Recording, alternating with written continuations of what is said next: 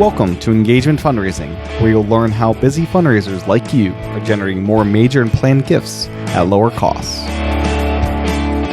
Brought to you by iMarketSmart.com, the software and services company that helps nonprofits raise more money more efficiently.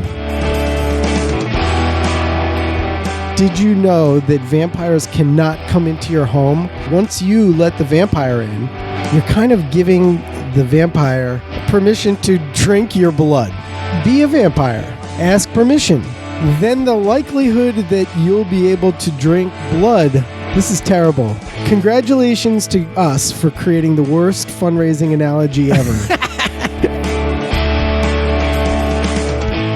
Hi there. Welcome to Engagement Fundraising. I'm Tim Chen, Marketing Solutionist at MarketSmart. In today's episode, I sit down with Greg Warner to discuss donor expectations and how to satisfy those expectations to make your donors happy. Not sure what engagement fundraising is or what expectations your donors have? Well, you will soon. You ready? It's Monday. It's Monday. It's Donor Expectation Day. It is, but I have to warn you, I'm a little salty. I'm feeling a little salty. What is that? I don't, because I got this spinner. Did you give me this thing? I did not, no. Where do people It's get like a this? fidgeter thing? Yeah, it's like everybody's got these now. I see them in 7-Eleven. You spin it, and it spins around for no apparent purpose. One of my friends got a Captain America spinner fidgeter thing. Okay, that's great. Yeah. I love it, but I hate it because I can spin it, and it makes me happy, but I'm not sure why. And sometimes it falls on the ground. I don't know. I don't know what is this? Who invented this? They're brilliant, whoever they are. So do you think donors expect to get a spinner? They should. I don't know. Maybe. All right. Sorry. Let's move on to donor expectations. I think that's why people tuned in. I'm going to put this spinner, though. I'm going to spin it, and then we'll just let it go. It does calm me down because I am a little salty this morning. It's Monday morning, and it's hot outside. So let's rock. Yeah. Donor expectations.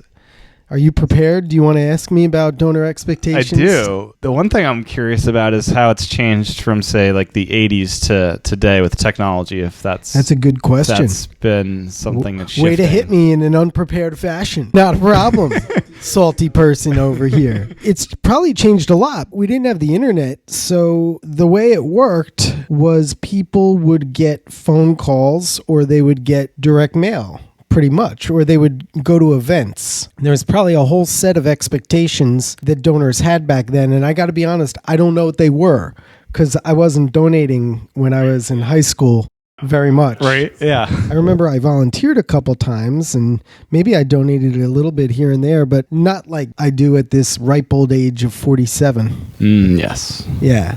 So how have they changed? I would say technology has changed everything, and people's expectations are exponentially greater of their charities now. Before, you might get a letter and then you just send off your check and you feel good. Pretty simple. Sure. And then you get a newsletter later and you look and see what they're doing and you feel good.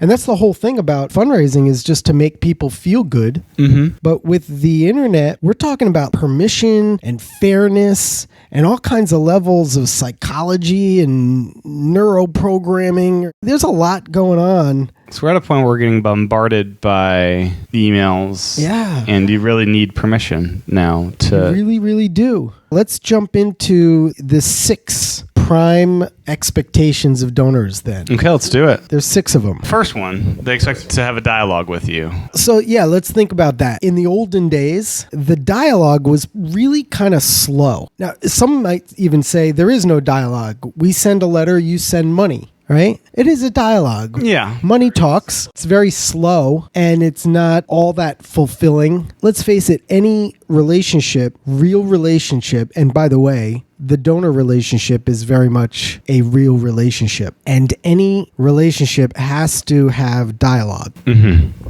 If an organization inhibits dialogue between a donor and the charity, guess how that makes the donor feel? Not so happy.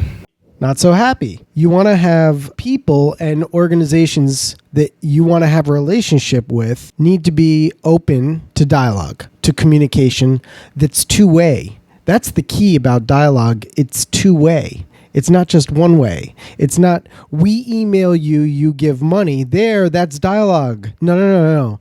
In the olden days, that's how it worked. Nowadays, we email you and you have an opportunity to either give or to tell us what you think, or to watch a video, to sign up for something, to get involved, to volunteer, to conduct advocacy of some sort. So digital body language being an avenue to have a dialogue, not the expectation that someone's going to reply to every email that gets sent their way, or is that also part of it? Conflating a little bit, because digital body language is when people are clicking, they don't know they're having a dialogue when they're doing digital clicks. Okay. If they just click on something, it's not... That's not a dialogue. Not really. You ever go online and you look to buy something or you look to do something and then a chat box pops up? Sure.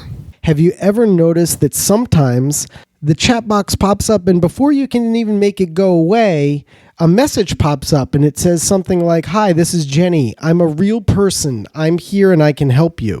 Yeah, absolutely. Has? Yeah. Yeah. Okay. Me too. I don't always need it. Sometimes I just push it away.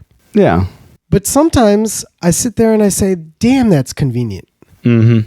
So here's this big company that I perhaps like the brand and I've purchased the products. I've engaged with them in some way in the past. And now I'm thinking about maybe kind of possibly making a purchase. And as I'm there, just investigating, somebody in the spirit of customer service comes along and engages with me in a dialogue. So in its purest form today, that's what I expect. See, nonprofits are competing not just with other nonprofits, and frankly, they're very collegial to each other. Yeah, sure. They'll teach each other everything, which is great, but they're teaching their competition how to take money out of their own pockets, which I don't have a problem with, actually. Yeah. I'm just pointing out what it is. But they're also competing with Starbucks and Mercedes-Benz. Yeah, your discretionary funds. Yeah, disposable income. Yes. So if that space is your competition and they're going to get the $50 out of my pocket when I log on to that site because there's a chat box that opens up and someone starts talking to me, well, I begin to expect that from my charity. How many charities are actually doing that? Not that many. Do I recommend all of them do that? Not necessarily. What I really recommend is that you create a separate space for major donors online. And major donors may be Legacy Society folks, people with capacity whom you've invited to participate in. But charities should really have sort of a red velvet rope section, a first-class section. Yeah, the red carpet for those. The those red folks. carpet. And that area, I recommend staffing with this kind of engagement tool so that this expectation that I'm saying that people have of being able to have a dialogue with an organization is met. So that's the first one. Gotcha. Does that make sense now? Yeah, definitely. No digital body language. No digital body language. All about having a real dialogue. Yeah. Okay. So next one is the fact that they expect to hold the power to grant permission for that dialogue to happen. The most basic area where we can see this is with regard to email. Sure. Opting in, opting out. Yep. And here at MarketSmart, we send out millions and millions of emails a month. And you should also know that before we send out any emails for anybody, we put the emails through a system to ensure that they are real emails, number one, and that the likelihood of those emails, I won't go into the tech aspects of it, but we vet the emails to ensure a high rate of deliverability. Now, a certain percentage have a high likelihood of deliverability. Some are going to be sketchy. And some are going to be just no-go. And to be honest, we generally don't email to any email addresses that are sketchy. Sure. Now, that means that if an organization bought emails, in other words, they've got all these mailing addresses and names and addresses of donors, they go out and they buy emails that supposedly are associated with those people. Now, those people have not granted permission to the organization to send emails to them. So is that fair? No, not at all. Not at all. In other words, if those people have not granted permission, then you're breaking the trust that the donors have in you. Donors expect to have that power to be able to grant permission or not for dialogue to happen. Yeah. Now, the cool thing is, do you know much about vampires? I've seen them in movies, and yeah, they can be cool.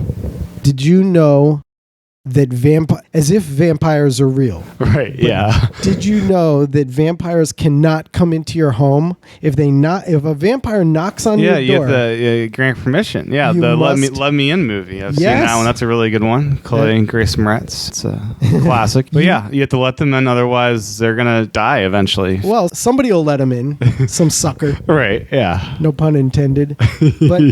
But that's really cool because once you let the vampire in, you're kind of giving the vampire, this is a terrible analogy, Permission to drink your blood. Drink your blood. Will we include this in the podcast? I think we should. We should, yeah. I think we should. Yeah. Don't be a vampire. Don't be Wait. Be a vampire. Be a vampire. Ask permission. Ask permission. Then the likelihood that you'll be able to drink blood, this is terrible. We're going to include it in the podcast knowing that this is fairly awful. Yeah, this is awful, but this is a great analogy. Congratulations to us for creating the worst fundraising analogy ever. You got that? Yeah. It's brilliant. Okay, so where were we? Donors expect to have dialogue, but they expect to maintain the power to grant permission for the dialogue to happen. Gotcha. All right, number 3, they expect convenience. Okay. They expect, I love the word friction and frictionless. Yeah. They expect frictionless engagements. Okay, how's this done? Let's do it in the non-fundraising way. And remember, it's always about relationships. Here's one of my tried and true examples about convenience is Rehoboth Beach, which is where I love to go in the summer. Okay. In Rehoboth Beach, once a year, there's a sandcastle contest. Okay. It's amazing the kinds of sandcastles these people build, right? Yeah. Most of the people, though, doing the sandcastles are just a bunch of families and kids making pile. Now, on that one day, if they're selling shovels on the boardwalk, is that convenient or inconvenient? That's pretty convenient, especially for those families that maybe didn't think ahead of time to bring a shovel to the beach. This episode is brought to you by us here at iMarketSmart.com. Learn about a free downloadable resource about donor expectations in this quick break. Want to download a quick reference sheet with those 6 expectations Greg's been mentioning in this episode? Well, go to iMarketSmart.com/expectations to download your copy right now. The free reference sheet is handy to print out to remind you of these 6 donor expectations. Get your copy by going to iMarketSmart.com/expectations. That's www.iMarketSmart.com/expectations. Okay, so think about it this way. And we're not talking about just asking for money. Most engagements with a charity are not going to be giving engagements. Most of the time that anybody spends thinking about and involving themselves with a charity's mission are going to happen when a fundraiser is not on the phone with them or right in front of them face to face. Okay? Yep. The engagements that people want to have, therefore, need to be frictionless, and those engagements need to be convenient. The best way to provide convenience is with the online channel. Now, of course, there's other ways to look at convenience and to say, well, I made sure she had my phone number. I'm always available to her. Well, really? Are you? How about it's Sunday at 3 in the morning? Not really. So if she wakes up, the donor, on Sunday at 3 in the morning and goes online to look at some videos showcasing the impact of your organization's work, I would say that those online videos are pretty darn convenient for that supporter. Make sense? Yeah, totally. So, having a dialogue, granting them permission, making that all convenient. What's next? What is next? Now we take a next step forward, right?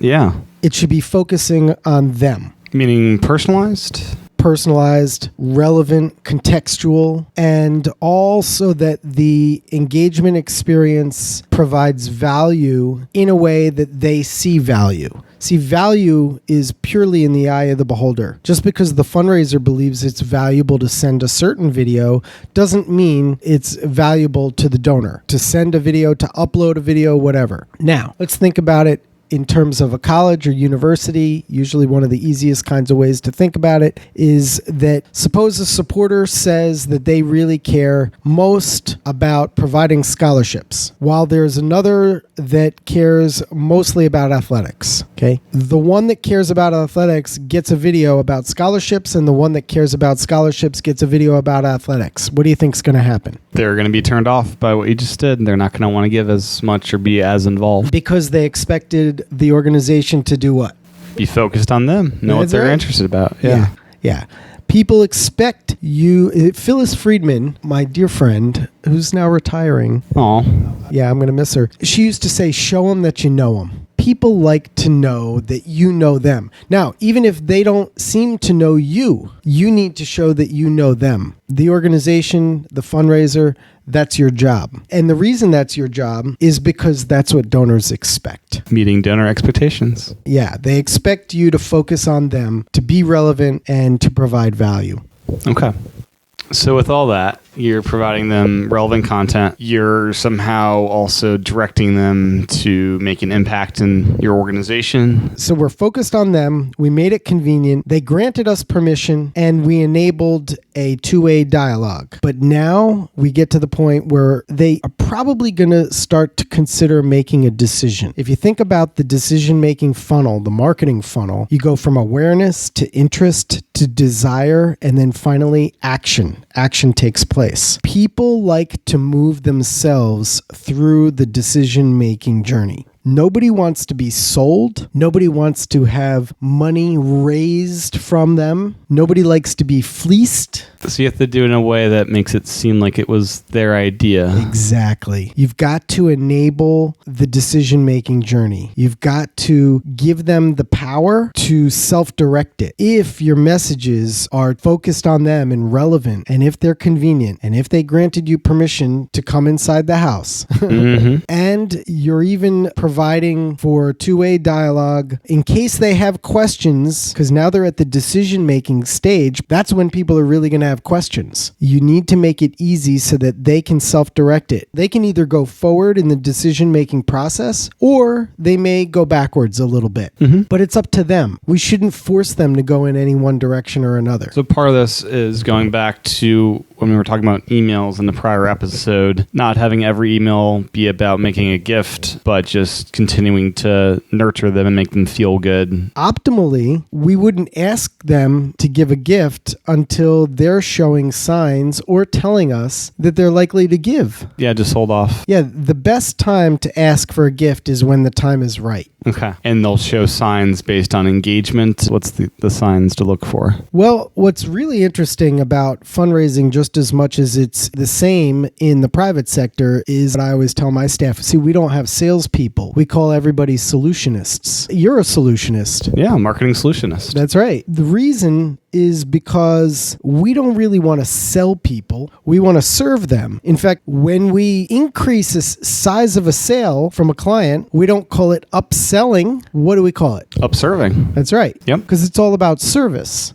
If I told everybody that they had to do some upselling, we would never get any sales because nobody likes to sell people. It's not comfortable. Yeah. We all like to serve people. So by serving people, you provide them with the information that they need so that they can come to the decision that is right for them and for your organization. It's about helping them make that decision on their own. Now, I started off by saying nobody likes to be sold, but everybody likes to buy. Nobody likes to be solicited, but everybody likes to give. Yeah. So letting people self-direct their decision-making journey makes them feel empowered, safe, and secure as they self-navigate the process. And that's fair. And that's an expectation that donors believe they should have. Okay. And the final expectation, the ability to remain anonymous. Yeah, that's an interesting one because so many times I have donated only to find that later I get mail or even phone calls or email from other organizations that are sort of similar. Huh. How's that possible? Has that ever happened to you? It has not yet, no. I know it just recently happened to Lizzie. She was mad. She was spitting mad. Yeah, don't blame her. Yeah, because it was clear to her that her name was sold to a competitor, the other nonprofit's competitor, which doesn't really make sense to me. Why would you sell your donor list to your competitors? I don't think we would ever sell our customer list To our competitors. Our competitors. No, makes no sense in the world. Maybe somebody will respond to this, explain to me why that's good business. But I think, first of all, people have a right to that. On a deeper level, when they make a gift and they demand or request that they be anonymous, you must satisfy that expectation. It's about fairness. Yeah, treat people how you'd want to be treated. Pretty simple, huh? Yeah. So those are the 6 donor expectations for a clunky, salty Monday. Excellent. Thank you. Thanks for listening to this episode of Engagement Fundraising. If you like the show, make sure to review it on iTunes and pass it along to a friend or colleague. If you're curious about what we do, make sure to check out imarketsmart.com and download our free donor expectations reference sheet at imarketsmart.com/expectations. That's www.imarketsmart.com/expectations. We'll be back next Thursday to discuss why people give.